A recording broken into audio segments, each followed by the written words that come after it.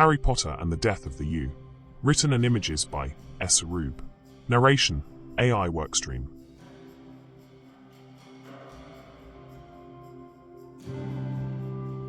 Harry Potter and the Death of the U. Chapter 4, Workshop and the Apprentice. Othello did not walk so much as pull. Harry had just enough time to register the faint click of Muriel's teacup being set down before the house elf's hand closed around his sleeve and tugged him forward with surprising strength. "This way, sir," Othello said briskly, already moving. They passed through the house without ceremony. Corridors that felt older than fashion. Stone worn smooth by decades of purposeful movement. Light shifted as they stepped outside, the air opening up around them as the sitting room gave way to the wide, manicured courtyard beyond. The grass was immaculate. Too green for its proximity to the sea, every blade upright and deliberate, as though it had been instructed to behave. Low hedges traced clean lines around the space, and stone paths cut through the lawn with quiet authority. This was not decorative land. It was kept. Harry barely had time to take it in before he saw it. A plume of smoke billowed upward from a structure at the far end of the grounds. Not grey. Not white. Blue. Pale and luminous, curling into the air as though it had weight and intention of its own. It rolled lazily from a wide doorway, dissipating only after several feet, leaving behind a faint, sharp scent, resinous, metallic, and alive. Harry slowed instinctively. From within the building came a voice, younger and loud enough to carry across the courtyard. "Did you see that? Did you see?" Excited. Breathless. Almost laughing. Another voice followed, lower and steadier, its cadence unhurried, as though excitement were a familiar thing that required explanation rather than celebration. "Yes, but notice why it held. Not the flame. The response." Harry felt something tighten in his chest. Process before result. Othello continued forward, unfazed, her grip firm as she guided him across the courtyard. With each step, the sounds grew clearer. The crackle of heat. The soft clink of metal being set aside. The faint hum of magic under tension. As they drew closer, two shadows appeared against the interior light of the barn. One moved quickly, pacing just beyond the doorway. The other remained mostly still, its shape outlined by the glow within. The younger shadow surged forward. A voice called out eagerly, misdirected but urgent. "Grams, come quick." Harry and Othello reached the threshold. The smoke curled around them, blue and warm, carrying with it the scent of scorched wood and something older still. Othello stopped. She released Harry's sleeve, straightened, and spoke with crisp formality. "Master Ollivander, I present Mr. Harry Potter," Othello announced. And then she was gone.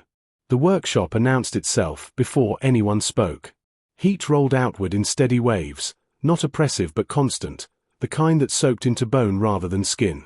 The blue smoke hung higher inside than Harry had expected, thinning as it rose toward the rafters, where old beams crisscrossed overhead like ribs. Light filtered through narrow windows set high in the walls, catching in the smoke and breaking it into soft halos that shifted as the air moved. The barn had been converted, not renovated. Nothing here was ornamental. Everything had purpose. A broad furnace dominated the far wall, its mouth open, glowing low and even, fed not by frantic flame but by controlled burn. The fire inside it was disciplined, its color shifting subtly as different materials were introduced, never flaring, never wasting itself. Iron tools rested nearby, their handles darkened with age and use, some resting on hooks, others laid out with careful intention on a long worktable scored with 1,000 shallow marks. Blades of varying lengths lay among them, their edges dulled just enough to shave without tearing, some etched faintly with runes worn soft by years of handling. Suspended in midair above that table were lengths of wood. Dozens of them. They hovered at varying heights, each held in place by invisible force, rotating slowly, almost imperceptibly, as though considering themselves. Some were pale, others dark, a few threaded faintly with natural grain that seemed to ripple when the light struck it just right. They were not yet wands. They were possibilities. Along one wall stood shelves, hundreds of jars, each sealed and labeled in a precise, familiar hand. Inside them, Harry glimpsed shavings of metal, powdered bone, crystallized resins, fragments of shell, slivers of horn. Some glimmered faintly. Others absorbed the light around them as though reluctant to be seen. Near the back of the space, set apart but unmistakably present, were 3 enclosures. Not cages in the crude sense. They were habitats, shaped and warded, each tailored to its occupant. A small, winged creature preened itself lazily in one, iridescent feathers catching the furnace light. Another enclosure housed something furred and low to the ground, its eyes bright, alert, but unafraid. The third held a creature Harry did not recognize at all, coiled comfortably around a polished branch, its slow breathing in time with the room itself. They were not imprisoned. They were kept. Everywhere Harry looked, there was order. Not tidy, intentional. This was not a place of invention. It was a place of listening. Harry took a step inside without realizing he had moved. The door remained open behind him, the blue smoke drifting outward as though reluctant to leave its work. Tamars was the first to find his voice. Harry Potter, He said, blinking once, then again. blimey. Garrick Ollivander turned, his attention shifting with measured calm from the furnace to the doorway. His pale eyes settled on Harry with recognition that carried neither surprise nor awe, only assessment. Good afternoon, Mr. Potter. Allow me to introduce my apprentice, Thomas Ollivander. Harry inclined his head. A pleasure to meet you, Thomas. And congratulations on the nuptials, Mr. Ollivander.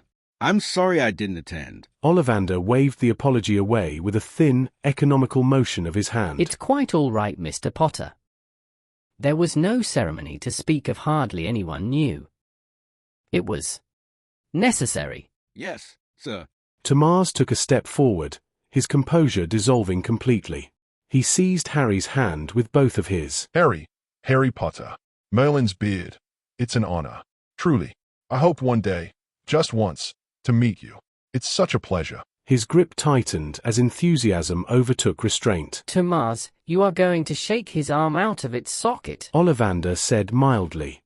Harry smiled faintly. It's all right, Mr. Ollivander. Something you get used to. Tamars flushed but did not let go. Ollivander continued, his tone unchanged. You may not know this, Tamars, but Mr. Potter and his friend saved my life from a most dreadful place. That is how I met your grandmother. Thank you. Thank you so much, Harry Potter. You saved my grandfather. Tamars said earnestly. Harry replied gently. Of course.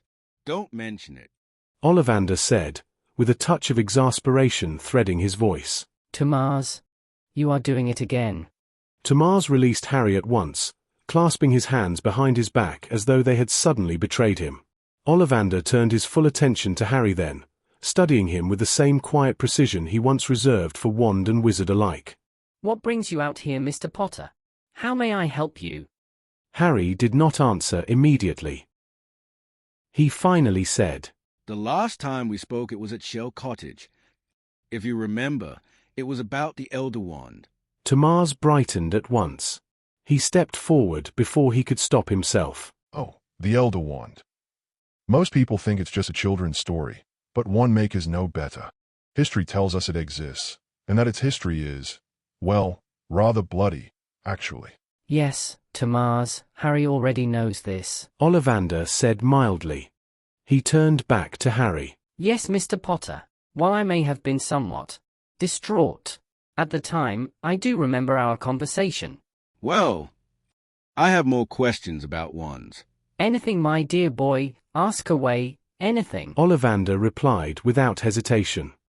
Harry said, It's specifically about 2 wands. One made of holly, the other made of yew. Ollivander did not answer at once. The workshop seemed to hold its breath. The furnace murmured low. The suspended lengths of wood remained perfectly still. Holly. And you. Ollivander repeated quietly. Something shifted behind his eyes, recognition sharpened into concern. Before he could speak, there was a pop. Athela appeared beside the work table, hands folded neatly. She announced in a very formal way. Dinner is ready in the dining room. Madam Ollivander insists that everyone be seated at the table. Now. Ollivander closed his eyes briefly and said, Ah, then we are summoned. He turned back to Harry, a thin, knowing look crossing his face. My wife has decided this conversation is not finished, and she prefers it conducted with an audience. Tomás winced. Ollivander, reaching for his coat, said, We are not prepared to face that fury. We will speak inside. At length.